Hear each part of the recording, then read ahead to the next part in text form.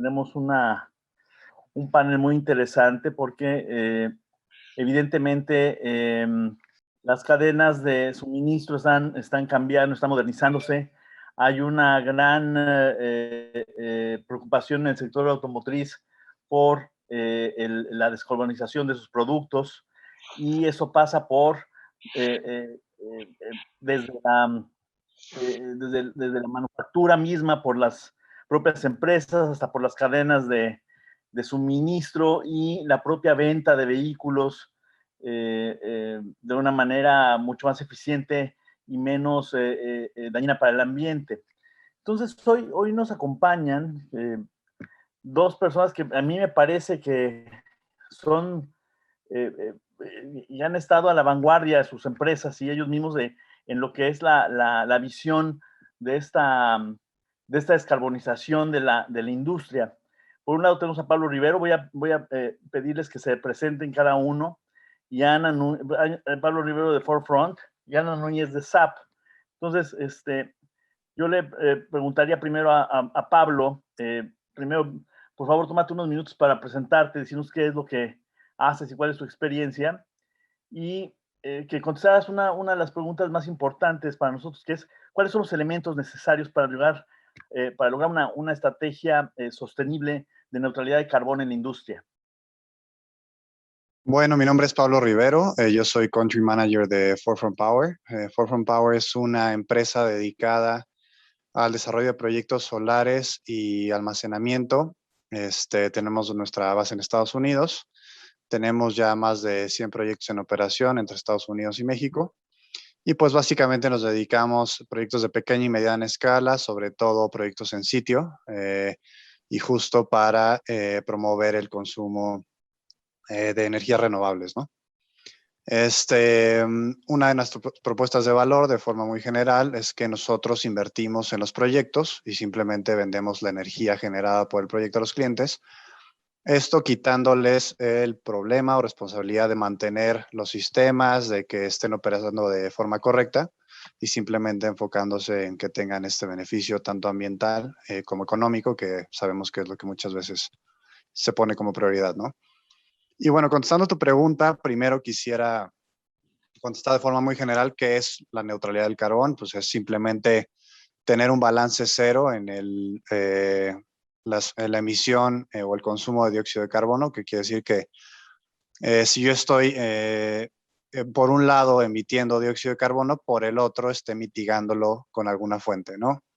Hay muchos ejemplos, pues quema de gas, por el otro lado, energía renovable, vehículos eléctricos, etcétera, ¿no? Eso es neutralidad de carbono. El punto es que sea un balance cero, ¿no? Que lo que yo genero también lo mitigue. Y bueno, contestándolo también de forma muy general, estrategias, pues bueno, la estrategia básica de cualquier empresa sería medir su huella de carbono. Una vez que miden su huella de carbono, ver cómo la pueden reducir con procesos internos. Y ya que hacen todo lo que pueden en procesos internos para reducir esta huella de carbono, pues bueno, invertir en temas adicionales como paneles solares en sitio, cogeneraciones, biogás, biomasa, eficiencia energética, etcétera, para alcanzar lo más posible el balance cero, ¿no? Esto es de forma muy general qué se puede hacer en la actualidad, sobre todo en un mercado como el mexicano. Hay ciertas limitantes, sin embargo, justo en el sector automotriz, algo que yo he visto que incentiva mucho, especialmente a los proveedores de autopartes, es que las armadoras, que al final son las que tienen la cara principal con el cliente final, pues ya le requieren a sus proveedores tener el mismo objetivo que tienen ellos, ¿no? Y eso también nos ha pasado en el pasado. Intentamos muchas veces acercarnos a algunos. Hay otras empresas muy enfocadas a alcanzarlo, pero muchas empresas pues se enfocan en el beneficio económico al momento, pero ahora, al ser un requisito de la armadora, pues bueno, se ha convertido en algo más importante en el que el mismo proveedor pues tiene que cumplir los mismos requisitos de alguna forma a la armadora que le quiere vender, ¿no? Entonces creo que la iniciativa de las armadoras de perseguir esta neutralidad en el carbono pues ha sido muy positiva para el mercado. Mucho gusto a todos, mi nombre es Ana Núñez. Ya tengo cerca de pues ya 21 años trabajando para la transformación de las empresas en cuanto a sus modelos de operación y en cuanto a su tecnología. Tengo cerca de 4 años ya en SAP como Hub Lead para toda Latinoamérica en los temas de cadena de suministro. Y SAP, una de sus principales funciones es ayudar a que cada negocio funcione como una empresa inteligente. Y automotriz no ha sido la excepción. Hemos logrado trabajar muy de la mano con la industria automotriz, y lo vamos a ver un poquito más adelante en los ejemplos muy prácticos que voy a dar en cuanto a los elementos principales que debe tener una cadena con emisión neutral o la estrategia para una emisión neutral de carbono. Los fabricantes deben priorizar, sí, las demandas de sus clientes aquí, pero lo interesante es entender cuáles son los elementos necesarios para obtener esta estrategia. Y elementos necesarios a considerar es poder crear una estrategia a largo plazo para un cambio fundacional. ¿Eso qué significa? Que mi proceso, mi cadena de valor realmente esté pensando en cómo voy a optimizar cada uno de esos pasos para lograr emisión cero. Por otra parte, poder también no olvidarnos de que el abasto ético de materiales, de todos lo que requiero para la fabricación y transformación de un vehículo, ya sea vehículo de carga, ya sea ligero, ya sea vehículo de pasajeros, sea dentro de estos parámetros de abasto estratégico. El poder tener fabricación con desperdicios mínimos o reducirlos al máximo, optimizar los procesos de entrega y operar productos y equipos de manera eficiente. Otro punto interesante que les dejo para la reflexión en cuanto a las reducciones de emisiones de carbono es el proceso de digitalización. No solamente significa automatizar nuestro piso de producción, automatizar nuestro centro de distribución, sino significa que yo puedo usar esos datos para tomar decisiones sobre cómo debo ejecutar una decisión de compra, una decisión de ensamble, una decisión de hasta un nuevo modelo a lanzar al mercado. Y para ello, lo interesante es poder llegar a colaborar con otros jugadores en el mercado, entre fabricantes y proveedores, y la colaboración hoy por hoy forma una parte importante de cómo debemos cambiar ese chip. Esto me permite con el ejemplo que BMW con su modelo iX fue a través y soportado por una red de colaboración de la industria automotriz que está fundada con SAP y otros fabricantes, que se llama Catena X. Y este proyecto lo que busca es dar visibilidad y trazabilidad desde que tengo la ingeniería de un vehículo hasta que llega la llave a manos de mi cliente final. Muchas gracias. Ahorita vamos a tener la oportunidad de expandirnos en esos temas. A mí en la discusión que teníamos sobre el minuto a minuto, platicábamos de, por supuesto, las estrategias que se tienen, y una parte importante de lo que nosotros hacemos, yo soy abogado en la parte de energía y ambiental, es cómo las firmas legales pueden dar certeza en la implementación de estas estrategias de neutralidad de carbono. Y realmente para nosotros nuestra intervención es mucho más específica en cuanto a lo que podemos ofrecer. Si una empresa está pensando, por ejemplo, en avanzar sus proyectos de neutralidad de carbono, nosotros, como decía Pablo, de repente pues, tienen algunos proyectos de utilización de gas metano para la extracción de hidrógeno, o a partir de procesos con agua. Lo que nosotros vemos realmente es cómo cancelar el CO2 de manera tal que se cumplan con los permisos, ¿no? Y que el agua tengas la oportunidad de utilizarla de manera tal que la comunidad no se sienta atacada o afectada. Cada vez más hay un acceso a la información de las comunidades y una posibilidad real de interrumpir procesos industriales, ¿no? Desde eso lo vemos no solamente en el sector automotriz, lo vemos en todos los sectores, la minería, la industria, por ejemplo, del embotellamiento, todo lo que tiene que ver con agua es muy sensible. Entonces, esos trabajos de permitir que una empresa pueda hacer estos procesos que no son ambientalmente gratuitos, pues, que tienen un costo ambiental, pasa por la licencia social, por esta legitimación de las empresas para poder hacer estos procesos, ¿no? Sin que sean necesariamente vistas como los malos, ¿no? Lo estamos viendo, por ejemplo, ahorita con las mineras de litio en el norte del país, que son necesarias para las baterías, ¿no? De los coches eléctricos. Entonces, esa parte, como yo decía, ustedes están mucho más en la cadena integrada y nosotros estamos muy puntualmente en, oye, ¿qué va a hacer con el agua? Oye, ¿qué va a hacer con el CO2 que estás emitiendo? Oye, ¿cómo puedes compensarlo de manera tal que los impactos ambientales sea una creación de un valor y no una carga, ¿no? Entonces, esa estrategia es interesante, no necesariamente es algo que sea...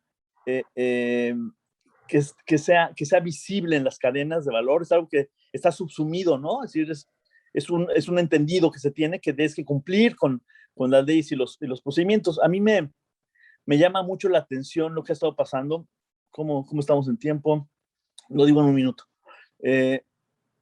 porque acabamos de ver el asunto de una armadora que tiene parte de sus operaciones las tiene en el tratamiento de agua, y el tratamiento lo tratan de una manera muy particular, o lo trataron así porque había una incomprensión de lo que es la descarga, ¿no? Si era federal, si era estatal, si era un tratamiento de residuos peligrosos, porque rebasaba ciertos elementos, si no podía ser un residuo, si era una descarga de líquido, es decir, hay una serie de elementos que parecen que son menores, pero eso puso en riesgo a la operación de la empresa. Entonces, eso es un poco lo que nosotros vemos, que esas cuestiones menores permitan que su estrategia funcione, ¿no? Entonces, bueno, esos es un poco los comentarios, ¿no? ¿Cómo dar certeza? Pues así, ¿no? Viendo cada detalle, no puede faltar nada, lo tienes que hacer by the book. Sigamos en la siguiente pregunta, si lo consideran así. Le preguntaré a Pablo, ¿cómo pueden los proveedores de energía trabajar más cercanamente con las parques y las asociaciones para promover fuentes de energía limpia? Bueno, actualmente,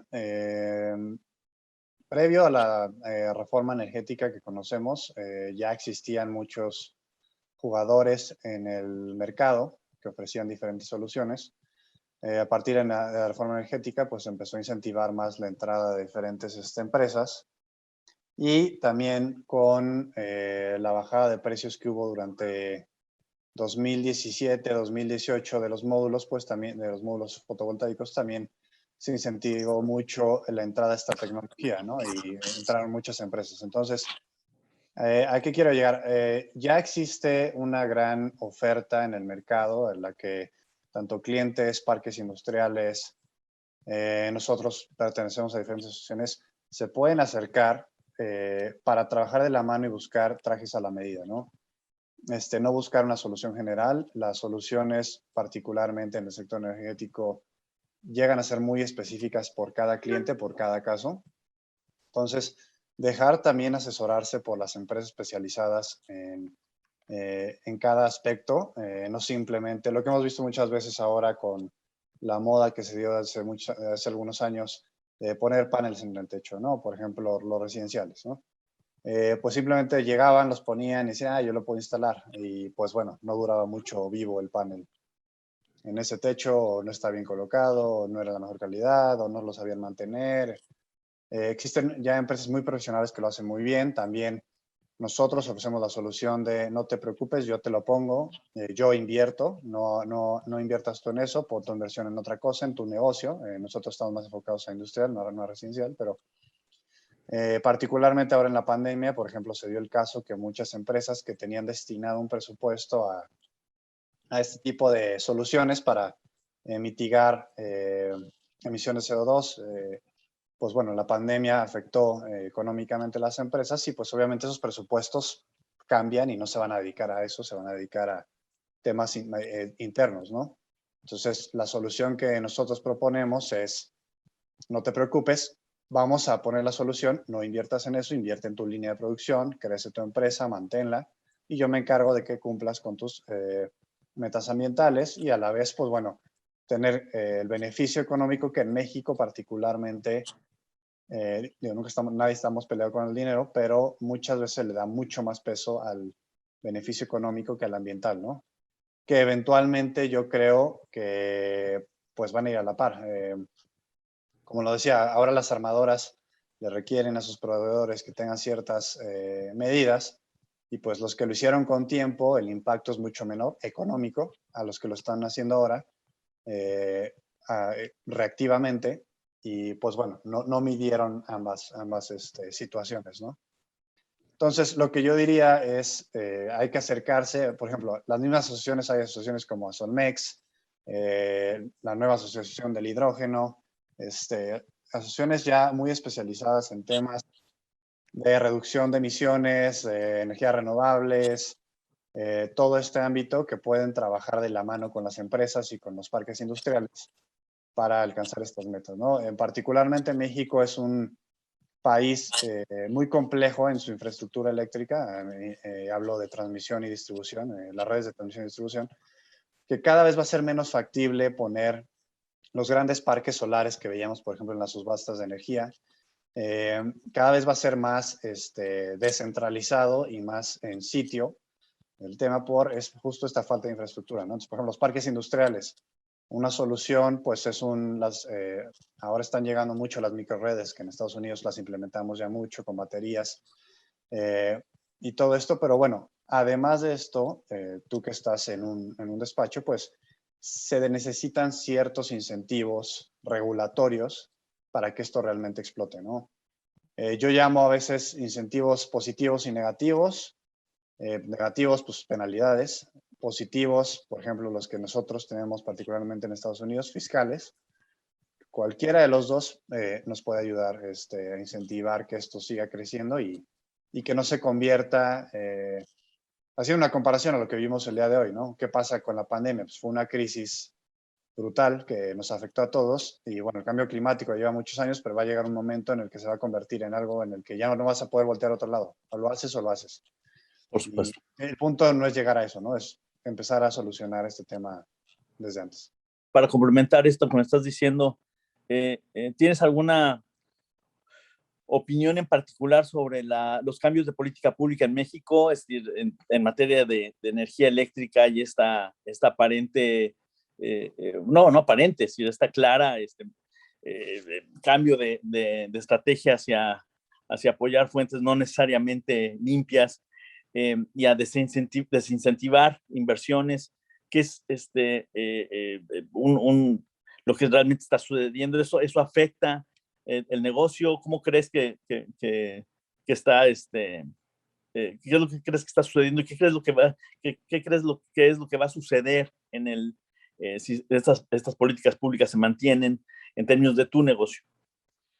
Claro, pues mira, la verdad no me gusta mucho entrar en temas políticos porque obviamente todo el mundo tiene diferentes opiniones, hay gente que apoya las ideas actuales, gente que no. Pero bueno, yo creo que mientras las empresas, en este caso, por ejemplo, la automotriz, una de las industrias más grandes del país, veníamos siendo top 5 en esta industria en el mundo hasta hace unos años, que bueno, se redujo la inversión en general, ellos presionen por tener energía renovable, energía limpia, facilidades, pues aunque digamos que el gobierno busque ciertas cosas, si el mismo cliente, digamos, así que el cliente lo pide, pues no va a haber de otra más que orillarse a eso, ¿no? O las empresas, pues, ¿qué va a pasar? Se van a empezar a ir de donde de donde no les permiten hacer lo que necesitan hacer, ¿no? Claro. En nuestro caso, lo que vemos, nosotros hemos adaptado nuestro modelo de negocio mucho, en parte por eso, justo lo que comentaba, hacíamos parques solares, por ejemplo, más grandes. Actualmente, entre la infraestructura y la desincentivación de la administración actual de hacerlo de esa forma, pues migramos a esquemas más en sitio. También hemos visto que la administración actual, en su programa de desarrollo PRODECEN, programa de energía eléctrica, se enfoca mucho sus medidas medioambientales o de energía renovable en este tipo de proyectos, ¿no? En proyectos más pequeños, en sitio, más geolocalizados, no tan centralizados. Entonces, yo lo que veo es que mientras la industria lo promueva, lo busque, pues se puede lograr, ¿no? Estamos de acuerdo, es una cuestión de industria y son necesidades del cliente que se tienen que satisfacer, ¿no? Independientemente de la política pública. Estoy totalmente de acuerdo con eso. Muchas gracias, Pablo. Ana, pues, coméntanos, por favor, ¿cómo puede la cadena de suministro automotriz mejorar la trazabilidad de componentes y la medición de las huellas de carbono? Gracias. Mira, ya la mayoría de los fabricantes y de los proveedores monitorean y miden sus emisiones en ciertos puntos de la cadena de suministro de CO2, y tú mismo lo has mencionado, por normatividad. Yo tengo que asegurarme que el lugar donde están operando mis colaboradores esté de acuerdo a la normatividad de salud vigente del país, ¿no? Entonces, aquí lo interesante es hablar de trazabilidad, cómo voy llevando desde que hago un plano de un producto hasta que empiezo a seleccionar qué tipo de materiales voy a ocupar, qué tipo de motores voy a ocupar, si va a ser una tecnología híbrida, si va a ser una tecnología 100% eléctrica. De ahí poder calcular cómo esas emisiones se van a reproducir a nivel en el ensamble o en la línea de producción, y posteriormente cómo voy a distribuir, o sea, buscando siempre optimizar las rutas para que en distribución primaria no esté dando vueltas de más, ¿no? Porque todo cuenta, es un hilo que va conectando todos los puntos hasta que llegue al punto de venta con los distribuidores o con pues a tus manos, ¿no? Si estamos hablando de un vehículo de pasajeros. Entonces, aquí la gracia es, uno, poder no solamente medir en la fábrica, que es el punto tradicional, es medir desde que hago la ingeniería del producto hasta el cómo lo estoy moviendo y cómo en el ciclo postventa voy a procurar que el ciclo de vida del producto del vehículo sea lo más amigable con el ambiente posible. Todo eso son emisiones de carbono y es la huella de carbono del vehículo. Otra parte, y eso es lo que me permite introducir a nuestra audiencia el concepto de hilo digital, el poder llevar esa trazabilidad correspondiente y dar la visibilidad a los jugadores que están dentro de esta cadena de valor. Lo segundo es, pues ahorita junto con la industria, adicional al proyecto Catena X, que les invito a, no es un proyecto de SAP, es un proyecto de un conglomerado de fabricantes europeos que así como hace 10 años empezó la industria 4.0, forman parte tanto proveedores como fabricantes primarios. Lo que se busca también es utilizar tecnología tipo blockchain para asegurar que lo que yo estoy diciendo, mi vehículo va a emitir tales y tales partículas de CO2, sea lo que estoy diciendo. Y tres, también poder incentivar esta tendencia que estamos viendo a nivel mundial, pero que no ha sido ralentizada por la pandemia, sobre todo en Latinoamérica, del cambio del vehículo con motores se me fue la palabra, los nervios, con los motores tradicionales a motores híbridos o motores eléctricos. A su vez, esta es una agenda que busca también a Estados Unidos, ¿no? Y la cercanía con los Estados Unidos también marca esa tendencia que nosotros tenemos dentro de la industria como país, es poco a poco ver cómo vamos a ir modificando nuestro consumo del vehículo basado en combustión a basado en motores híbridos o motores eléctricos, ¿ok? Oye, Ana, una pregunta también de seguimiento. Yo creo que es un hecho que los proveedores nacionales, internacionales en México tienen un grado de madurez muy avanzado en general, ¿no? ¿Tú encuentras que haya una área donde nos haga falta todavía crecimiento o sofisticación? Fíjate que he tenido la dicha y la bendición de trabajar con grandes fabricantes. La industria automotriz siempre es líder en las mejores prácticas de cadena de suministro para el resto de las industrias. Es una industria que por su naturaleza es muy madura, ¿ok? A nivel nacional, creo que lo que nos falta buscar es esa conducción, esa trazabilidad a lo largo de la cadena de valor. El que yo pueda comunicar a mis proveedores, quiero tales moldes o tales aleaciones, no solamente para cubrir con el diseño aerodinámico del producto, sino que porque también estoy buscando a su vez reducir la huella de carbono, es relevante que no se quede en el correo electrónico y que se suba a una red de colaboración.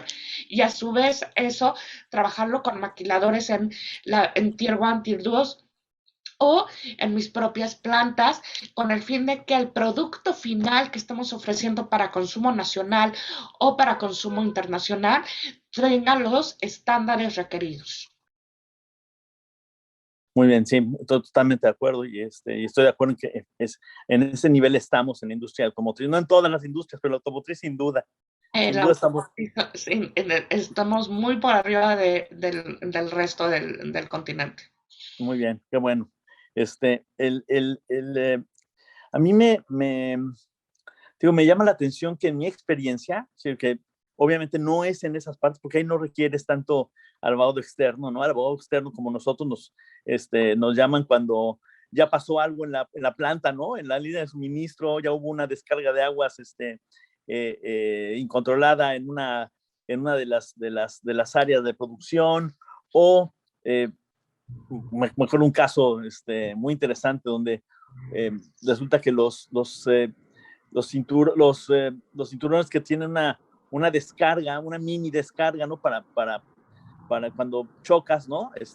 Resulta que no funcionaban, entonces había que cambiarlos y ahora, ¿a dónde los mandas? No puedes mandarlos a la planta de la misma empresa en Corea, porque resulta que no los puedes mandar por barco, pero no por avión. ¿Cómo los sustituyes? O sea, hay una serie de problemas que tienen que ver con la cuestión ambiental y la cuestión de riesgo, que tienen soluciones mucho menos sofisticadas, ¿no? Es decir, son sofisticadas desde el punto de vista jurídico, porque necesitas saber exactamente en dónde estás, pero realmente son mucho más cuestiones de logística.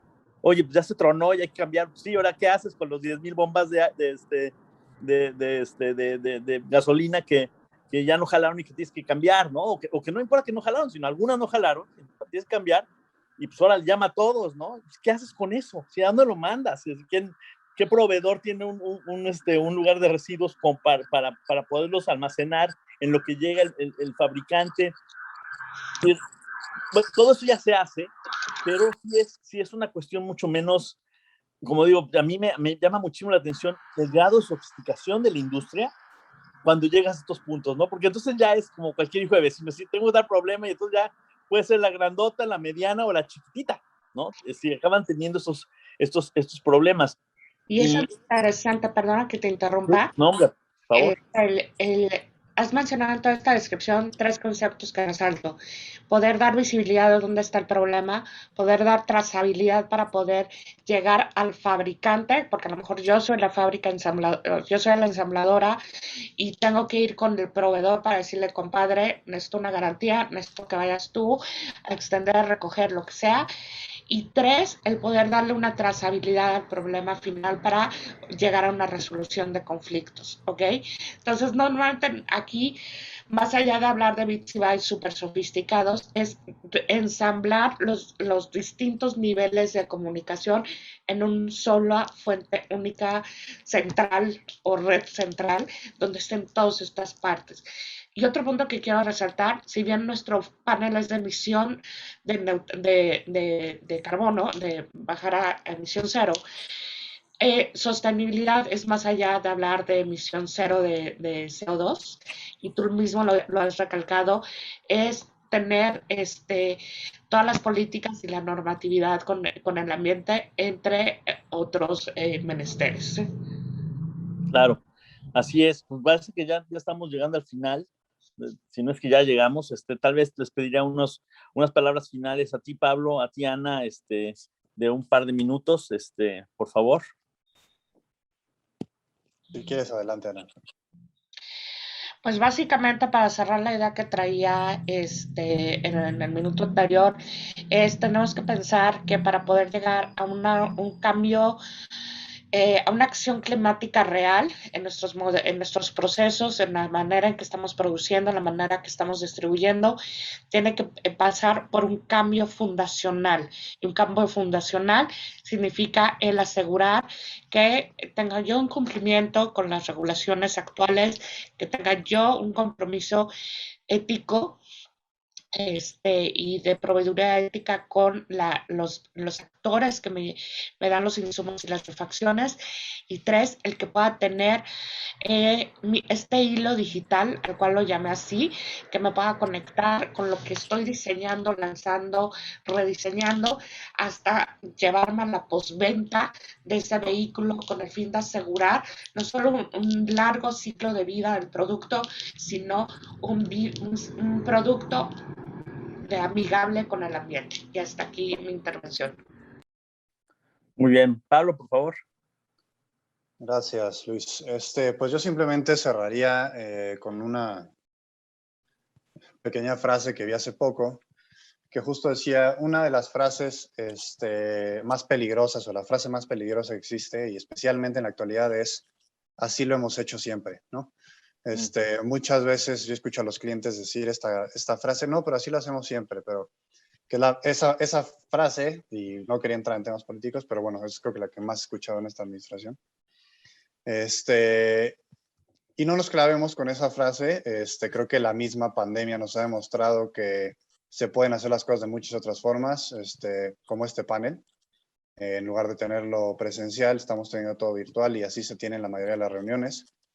En mi experiencia, por ejemplo, en mi empresa, yo viajaba un día completo para una reunión de 1 hora, ahora tengo 8 reuniones el mismo día. Entonces, sí se pueden hacer las cosas diferentes, solo es cosa de impulsarlas. Busquen soluciones, como decía Ana, de todo tipo.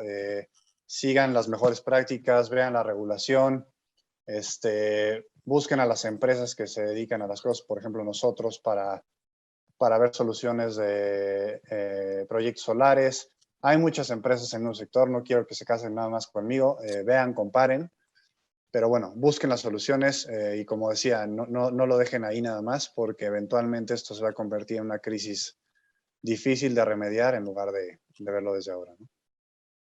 Muy bien. Muchísimas gracias. Yo para comentar al final y tratar de resaltar algunos puntos importantes de la plática, es los que digo, ya lo oímos de sus propias bocas, pero creo que es muy importante resaltar el, el nivel que tiene la industria automotriz en nuestro país. Sí estamos hablando de unas estructuras internas muy sofisticadas, de avanzada, que obviamente están compitiendo en los primeros niveles mundiales en esta industria. Y eso lo que hace es que los saltos ya no son ya no son tremendamente grandes, ¿no? Son saltos que se van dando poco a poco porque ya están en un nivel alto, ¿no? Entonces, estos saltos de mejoras y de estas cuestiones de carbón y de encontrar soluciones mejores que tiendan hacia a la descarbonización, pues son bastante visibles, pues no hay una solución mágica. Esto que estamos oyendo ya está, y ya es una cuestión solamente de los que no lo hayan hecho implementarlo. Como decía Pablo, no hay una sola solución, hay varias soluciones, están disponibles en el mercado mexicano, hay expertos mexicanos que saben exactamente lo que están haciendo, y eso hay que recalcarlo. Creo que efectivamente no hay, yo le hacía esta pregunta a Pablo por la de qué opinaba de la política pública, porque efectivamente es un poco la misma respuesta que estabas dando de, siempre se dice, pues es la forma que lo hemos hecho, o es el mundo que nos tocó vivir, pero realmente aquí en esta industria el cliente manda. Si el cliente quiere poner los paneles solares o de alguna manera incentivar el uso de energía limpia, lo va a lograr. Lo va a lograr a pesar de una política nacional distinta, porque depende de su propia inversión y de otros inversionistas que estén dispuestos a proveerles energía. Entonces, yo creo que eso es muy importante, ¿no? Dejar muy claro que tiene que ver con la naturaleza misma de la industria y de su grado de avance, ¿no? Sí, yo no creo que inclusive si nos gusta o no la política pública es irrelevante, es decir, creo que se puede lograr perfectamente bien con lo que hay. Y sobre lo que decía Ana, creo que efectivamente estas cadenas de suministro, este control que se tiene, es particularmente relevante la trazabilidad, si bien es algo que todavía creo yo, por los ejemplos que estoy dando, que todavía no queda del todo clara. No es porque no lo podamos prever en la industria mexicana, es porque la normatividad de repente nos trae y nos lleva a puntos de discusión que no seriamente teníamos antes. La nueva norma 001 del agua nos va a poner en problemas a todos, pero porque necesitamos mejorar la forma de tratamiento y de descargas de aguas en el país, ¿no? Una norma que llevaba 25 años sin actualizarse. Entonces, no es que que no lo prevea la industria, es que simplemente estamos siendo empujados por un mundo mucho más consciente en la parte ambiental, y esas exigencias se transmiten a las industrias y sobre todo a las industrias que son percibidas como industrias que tienen deep pockets, ¿no? Como la automotriz, y las que la propia autoridad dice, tú sí puedes hacerlo, entonces hazlo, ¿no? Entonces, yo creo que el automóvil no se va a salvar. Es decir, a lo mejor hay otros que van a patalear un poco, la química, industrias viejas en nuestro país, ¿no? Que llevan muchas décadas sin moverse mucho, ¿no? Alguna parte de esas industrias, ¿no? Pero el automotriz, sin duda, no va a tener esa ventaja, porque hay una visión cierta y aparte real y buena de que pueden llegar a ciertos niveles de eficiencia en la cuestión ambiental también. Entonces, pues yo les quiero agradecer muchísimo la intervención. No veo preguntas de los participantes. No sé si Naomi, si me equivoque, pero no las veo yo aquí. Y si es así, nos quedan 6 minutos, no sé qué. Yo tengo unas preguntas precisamente que me pasaron también. Y bueno, tengo 3, a lo mejor no sé tiempo de contestar 2, las voy a hacer. ¿Cuál es el estatus legal de la generación de energía limpias renovables en las instalaciones locales con todos los cambios de la legislación? Y 2, ¿cuáles son algunas de las claves para integrar a más clientes y proveedores para reducir su huella de carbono? Bueno, me imagino que cuando habla de locales, me imagino que es la producción en sitios específicos, o sea, que no está en la red, ¿no? Así que no estás obteniendo la energía de la red de transmisión eléctrica con la que contamos. Si es así, no hay realmente una afectación en términos de la energía como la estamos conociendo ahorita. Es decir, a lo mejor Pablo lo puede comentar un poco mejor porque él se dedica más a esta parte, pero realmente la discusión jurídica de los cambios a la ley de la industria eléctrica es mucho más para beneficiar a CFE y por tanto a aquellos clientes que están dentro de las redes de distribución. Pero no sé si Pablo tengas algún comentario sobre este punto. La parte de generación, llamémosla en sitio, o poner tus paneles solares en tu casa, en tu industria, este esquema viene desde antes de la reforma energética, ¿no? Viene operando desde hace muchos años, realmente no hay ningún cambio. De hecho, se ha visto un incentivo de crecimiento porque, uno, lo que comentaba de la infraestructura eléctrica mexicana no te hace tan factible poner los grandes parques solares o los grandes sitios de generación en cualquier lugar. O si lo quieres poner, necesitas una inversión muy grande para mejorar las líneas a tu alrededor. Entonces, se incentiva. De hecho, yo no vería ningún cambio, sino más bien incentivos para promover este tipo de soluciones. Y los cambios regulatorios, como decía Luis, van más enfocados en la parte de mercado, es un tema, digamos, más financiero, incentivar a que los primeros que generen sean CFE y después los privados. Pero esto es muy aparte de generar localmente o poner un proyecto en sitio, o sea, una cogeneración de gas, un proyecto solar, lo que sea, ¿no? Son esquemas diferentes. Entonces, yo diría que regulatoriamente no le veo ningún cambio ni riesgo en el largo plazo. Al contrario, le veo incentivación a migrar a este tipo de aspectos, ¿no? Especialmente si no hay una renovación de nuestra infraestructura. Perfecto. Entonces, la siguiente pregunta era, ¿cuáles son algunas de las claves para integrar a más clientes y proveedores para reducir su huella de carbono?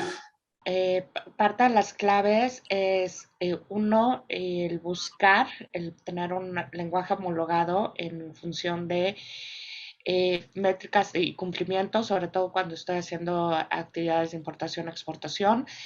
Dos, el poder también buscar este tipo de, el ejemplo que les ponía, el proyecto Catena X, donde no solamente ya están los fabricantes europeos, sino que también se invita, es una comunidad abierta, a que todos los que quieren formar parte de esta red de colaboración que en su primera fase está focalizada en cadena de suministro, en temas de calidad y en temas de sostenibilidad, lo hagan con el fin de poder también tener esta comunicación en función de qué están haciendo tiers de la industria, qué están haciendo otros fabricantes y poder estar abriendo, teniendo tener una conversación homologada al respecto. No sé si por ahí va la pregunta, porque está muy abierta. No, yo creo que está muy bien. Pues con esto, Naomi y todos los participantes concluimos. Le quiero agradecer mucho a Ana Núñez de SAP y a Pablo Rivero Forefront su participación. Creo que ha sido muy informativa este panel. Le agradezco a México Business todo el apoyo y Naomi, muchas gracias por el apoyo brindado para que se pudiera lograr. Y pues nomás decirle a los participantes, aquí están los expertos, ahí están los dos expertos, creo que deben acercarse a ellos, deben tomar en cuenta su experiencia y es una gran oportunidad para mejorar sus prácticas y sus negocios. Y pues muchísimas gracias de nuevo por su participación y gracias a los panelistas. Qué amables.